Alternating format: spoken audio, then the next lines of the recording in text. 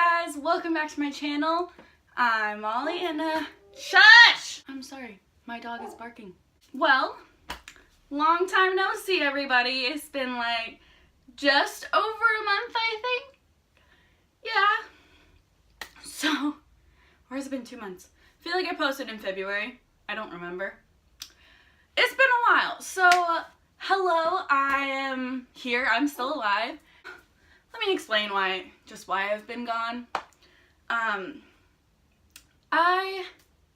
Some life stuff happened, and I was feeling very uncreative and like unmotivated to do like anything really.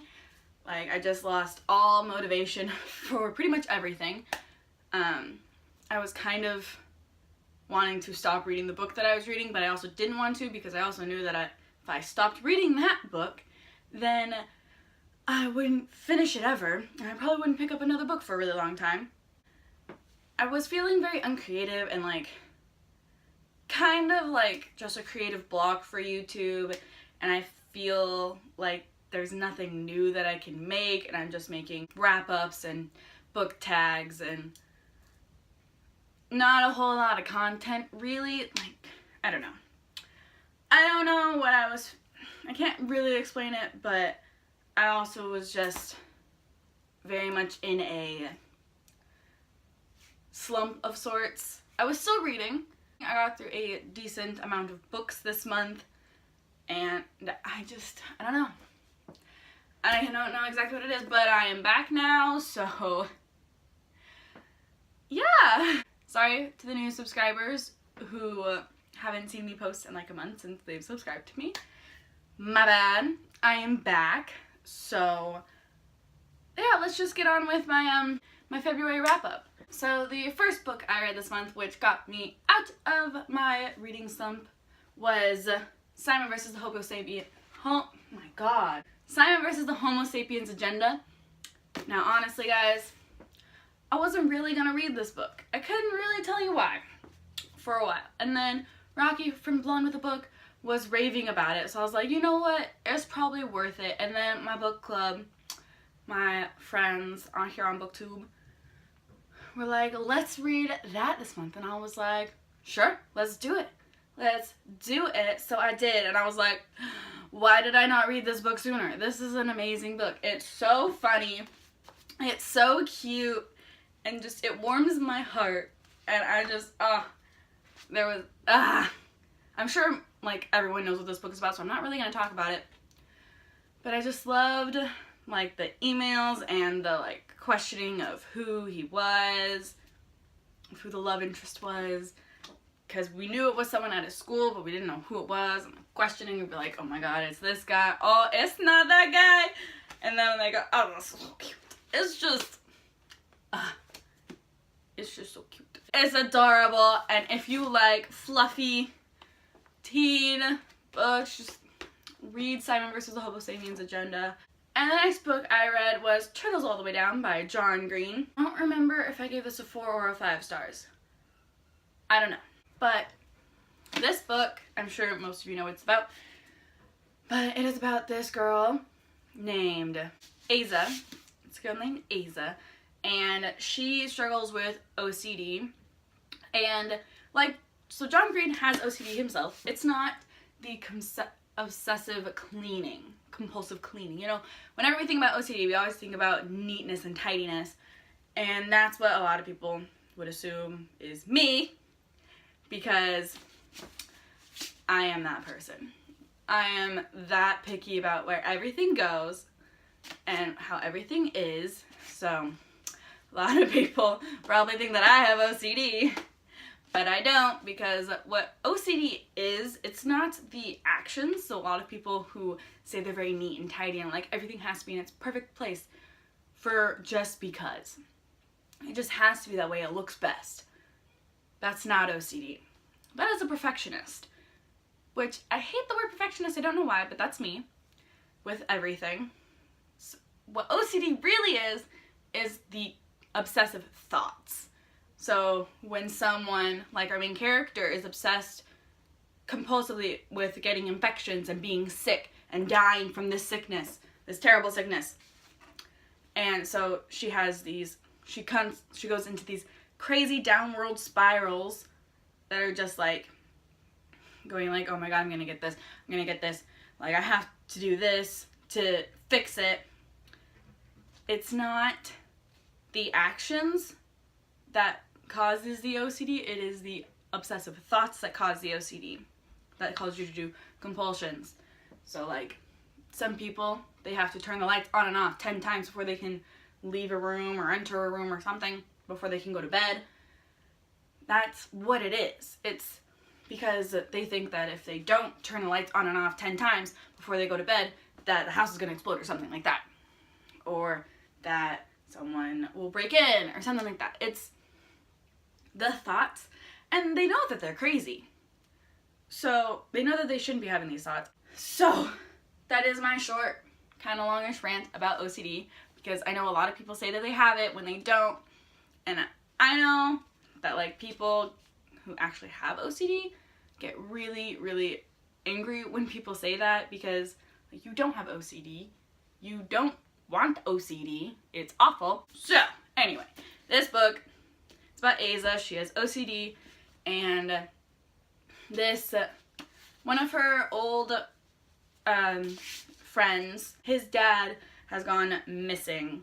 And his dad is in trouble with the law for doing some illegal stuff in his business, and she starts hanging out with him again, you know, hanging out, and his little brother is having a really tough time, and there's this huge reward for finding out where the father is and what's happened to him. And Asa and her best friend kind of want to solve the mystery, and his little brother wants the mystery solved too because he wants his dad back. But that kind of goes on hold because now she's hanging out with this boy, and you know it's a contemporary, so things happen.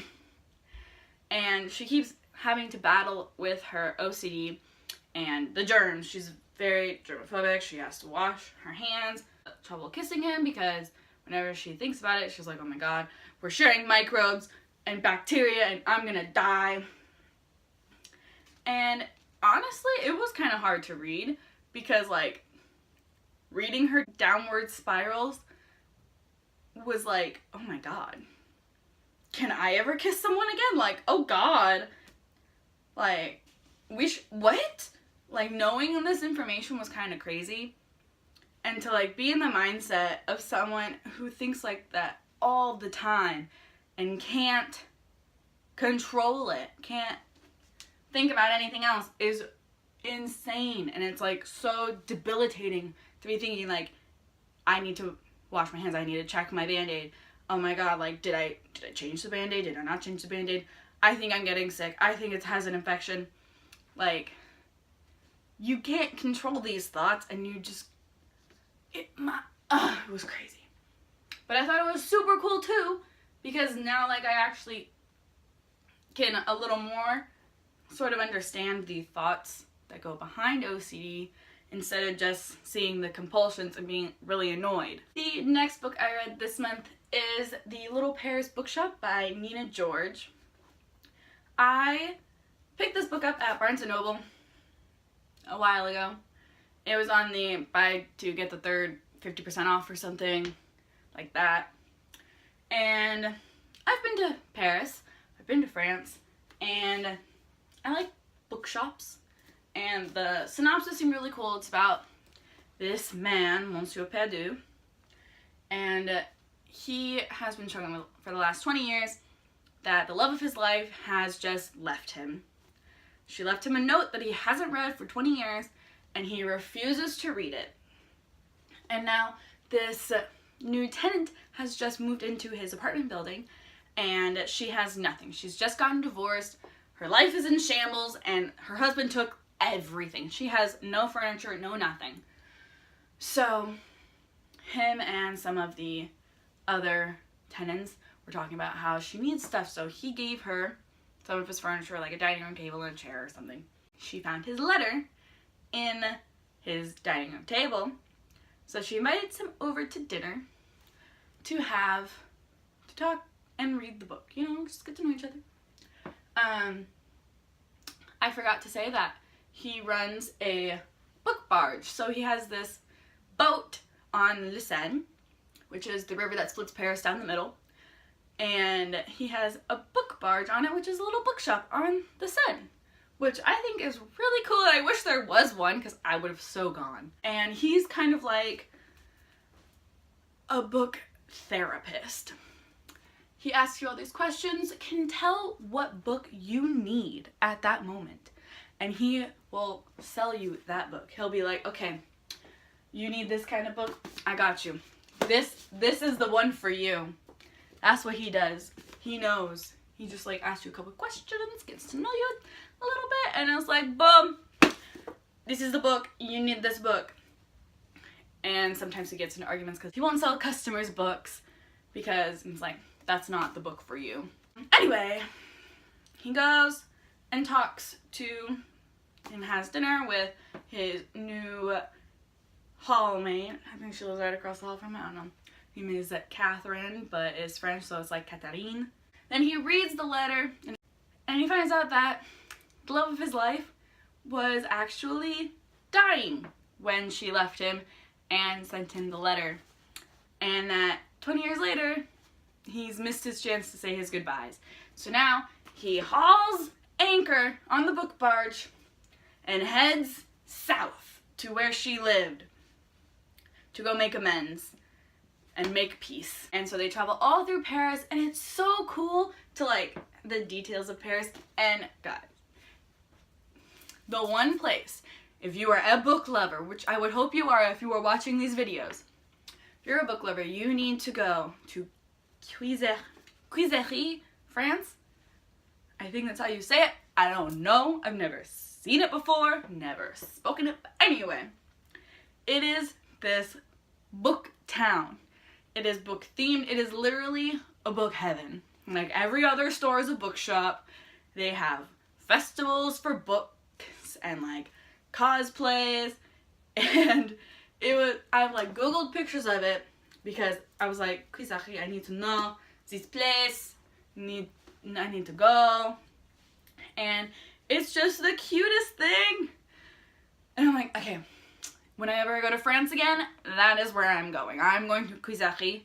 I just loved the adventures and how it like gave you more places in France to go, because a lot of people think, oh, I'm gonna go to Paris, I'm gonna go to Normandy, I'm gonna go to one of the southern like coasts like Marseille, Nice, Arles, Cannes. There's just a lot of very touristy places to go in France, and not everyone knows the less touristy places, which I didn't know a couple of these places, and I thought it was really cool to learn about them. And I'm like, next time I go to France, I'm going to some of these places.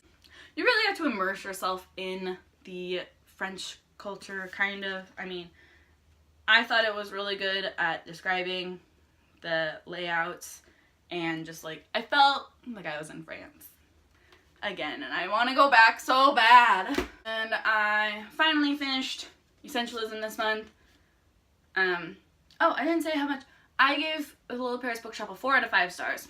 I didn't give it a rating because it's like a self-help book trying to get you to be more of an essentialist, and I already talked about this in my last wrap-up, but I think it's a great book for anyone who just feels like their life is overwhelming and they keep getting people asking for help, and they can't say no, and they're spread so thin, and they don't feel like they're in control of anything. You know, it's a really good book, and I would suggest defacing it with highlighting and such, taking notes or whatever, because it's a book that you need to learn from. And the last book I started but did not finish this month is Big Magic: Creative Living Beyond Fear by Elizabeth Gilbert. This is similar to Essentialism, where it's sort of like an advice book talking about, I don't know, how to be creative through fear, I guess, Creative Living Beyond Fear, and how she views ideas and creativity and all that. I think it's really cool. I have just started it. I'm not even 100 pages in yet, but I'm really liking the concept. But I think this is going to be a very good book. I've heard good things about it from, she's not a booktuber, but Caitlin Nicholson. She's just like a life YouTuber. But I've started this new thing where I read this only works for me because of the fact that my job allows me to read like the entire time that I'm working. What I have been doing since it works for me is I read a storybook like the Turtle of the Way Down, Simon Versus, Little Paris Bookshop, like those kinds of books at work, because it's way easier to read a story than a information dump on you at work, and to read a couple chapters of a self-improvement book at home before I go to bed. So I have this book on my nightstand, and I have one other book in my work bag. So I am constantly reading, and I like this way of reading right now because the books I'm reading at night are not stories, so I'm not confusing stories, you know, like storylines, because when I read multiple books, I confuse the storylines so easily, I don't even know what's happening. I don't think I have said it in any other wrap-up video, but I'm sure many of you have noticed that I stopped doing TBRs. I cannot do TBRs. I never stick to TBRs. I'm a very, very much a mood reader, and if I'm not in the mood for a book, I just can't read it, and I can't force myself to read it because that'll put me in a reading slump. Have you stopped doing TBRs altogether? They don't work for me. I cannot plan out my books, so I also think wrap-ups are better because you can really talk about the books. So that is all I have for you guys today. Thank you so much for watching. Please like and subscribe down below, and I'll see you in my next video. Bye!